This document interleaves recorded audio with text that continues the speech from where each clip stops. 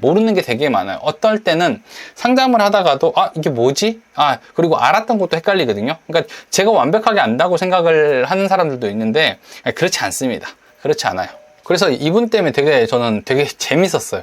4일 만에 되게 가능하구나. 그러니까 제가 알고 있는 데이터 속에서는 4일은 없었거든요. 그러니까 일주일 안에 하신 분들은 봤어요. 맨땅에 헤딩했는데 일주일 동안 어떻게 해가지고 결과가 만들어지신 분도 있었는데 4일 만에 하니까 되게 좋았고, 그리고 또 이분들이 같이 공부하면서 성장을 하고 있는 모습을 보는 게 너무 즐거운 거예요. 너무 재밌어요.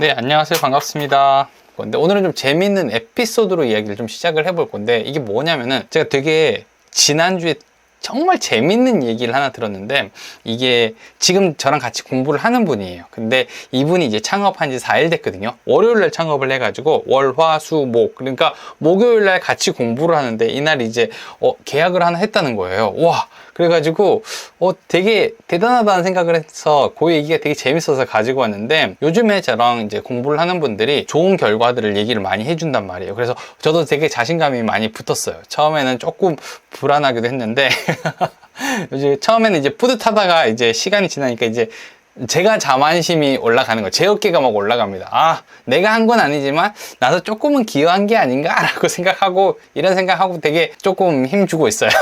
아무튼 이제 이분이 상가 계약을 한 건 했는데 4일 됐는데 계약을 했다는 건 되게 대단한 일이거든요.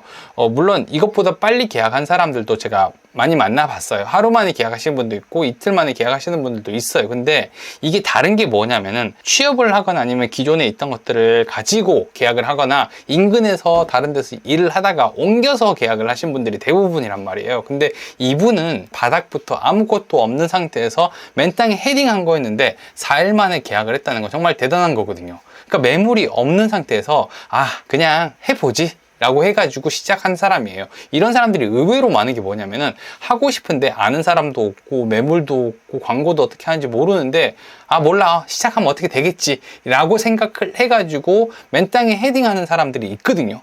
저도 그 중에 한 명이고, 이렇게 시작을 했는데 4일 만에 계약을 했다는 건요, 진짜 되게 놀라운 일이에요. 전 제가 아는 한, 제가 만난 사람 중에서는 이렇게 빨리 계약한 사람은 없었습니다. 그래서 이런 식으로 시작을 해도 된다고 저는 생각을 해요. 의외로 많은 사람들이 이렇게 맨땅에 헤딩하는 식으로 시작을 하는데, 저는 이 방법도 그렇게 나쁘지 않은 방법이라고 생각을 합니다. 저도 그렇게 시작을 했고요. 전에도 얘기했지만 사무실을 하나 개설을 하게 되면요, 거기에 앉아가지고 자기가 할 수 있는 최대의 역량을 발휘해요. 그러니까 전에 무슨 일을 했든지 아니면 내가 어떤 생각을 가졌든지 간에 그거를 시도해보는 단계가 있거든요. 그래서 이런 사이클이 딱 만들어져가지고 일을 시작을 하거든요. 그러니까 만약에 아무것도 모른다, 맨땅에 헤딩이다 라고 생각하더라도 하셔도 됩니다. 그래서 이분이 이제 얘기를 하는데 저는 되게 놀랬죠. 4일 만에 계약을 했다고 하니까 놀래고 있는데, 계약을 한 당사자가 더 놀란 거예요. 내가? 왜 제가 계약을 한지 잘 모르겠어요. 약간 요런 식의 반응인 거죠. 아무튼 저희랑 같이 공부한 날이 목요일이었기 때문에 그날 계약하고 바로 만난 거란 말이에요. 근데 되게 흥분되어 있는 상태고 약간 어리둥절한 그런 느낌? 그런 상태에서 저를 만난 거예요. 그래서 제가 이제 물어본 거죠.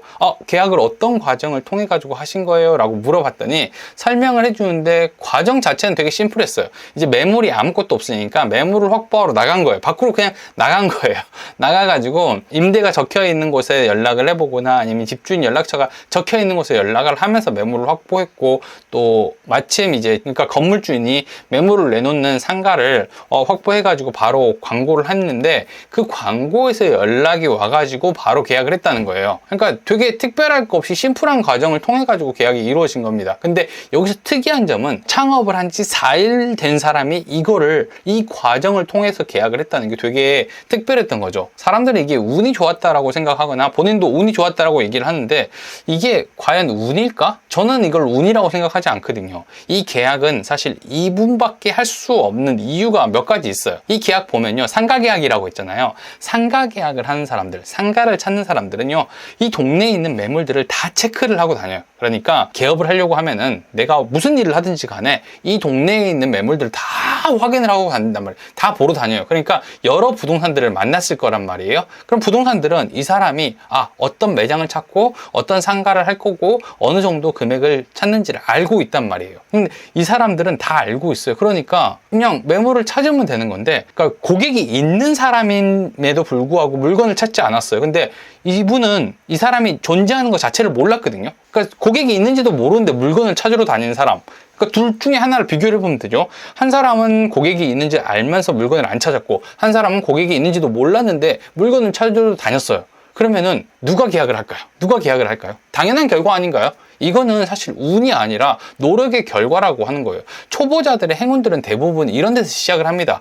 다른 사람들은 기다리고 있거나 아니면은 좀 쉽게 하려고 생각을 하는데, 초보자들은 뭐가 모르니까 무조건 부딪힌단 말이에요. 할 수 있는 만큼 최선을 다해요. 그러다 보니까 이거와 그냥 타이밍 딱딱 맞는 경우들이 있어요. 제가 여기서 놀란 건 사실 이분이 계약을 해서 놀란 게 아니라 이 확률이 되게 4일 만에 나왔다는 게 되게 놀랐던 거거든요. 보통 제가 아는 사람들은 7일에서 10일 정도? 진짜 빨라도 한 7일에서 10일 사이에 나오는데 이분이 4일 만에 나와서 그게 놀라웠던 거지, 운이다? 아니면 우연이다? 이런 거로 생각하진 않습니다.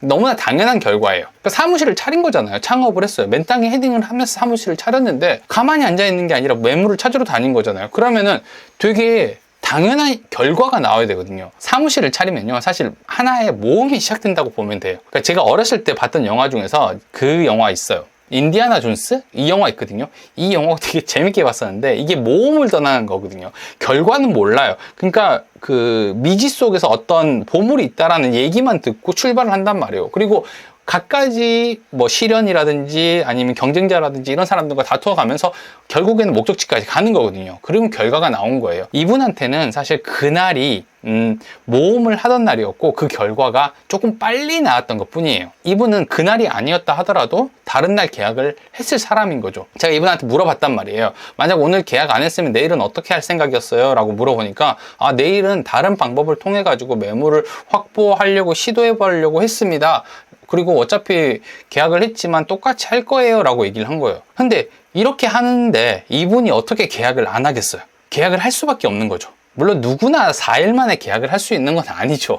근데 이건 이제 결과가 되게 빨리 나온 거고, 보통은 시행착오가 여러 번 겪이다 보면은 나오는 거고, 어떤 사람한테는 보름이 되기도 하고, 어떤 사람한테 한 달, 아니면 2달, 3달까지 가는 경우도 되게 많아요. 그 이상이 가는 경우도 간혹 있긴 한데, 보통은 이 안에서 한두 번 정도의 계약을 합니다. 그러니까 이런 식으로 이제 시행착오를 겪으면서 새로운 기회를 맞이하게 되는 거죠. 시행착오라는 게 어떤 사람들한테는 되게 힘든 일일 수도 있는데 어떤 사람들한테는 되게 성장하는 계기가 되기도 하거든요. 그래서 이런 부분들이 분명히 초보자들에게 도움이 많이 될 거라고 생각을 해요. 보통 사람들은 되게 완벽하게 준비를 해가지고 시작을 하려고 한단 말이에요. 완벽하게 준비를 해서 시작하면은 좋죠. 근데 부동산이라는 업을 잘 생각을 해보면요, 누군가가 나를 도와줄 수 있는 사람이 거의 없어요. 거의 없다. 그리고 배울 곳도 거의 없다. 그러면 완벽하게 준비하는 것 자체가 거의 불가능하거든요. 시작을 할 수가 없는 입장이란 말이에요. 그러면은 이런 분야라고 하면은 사실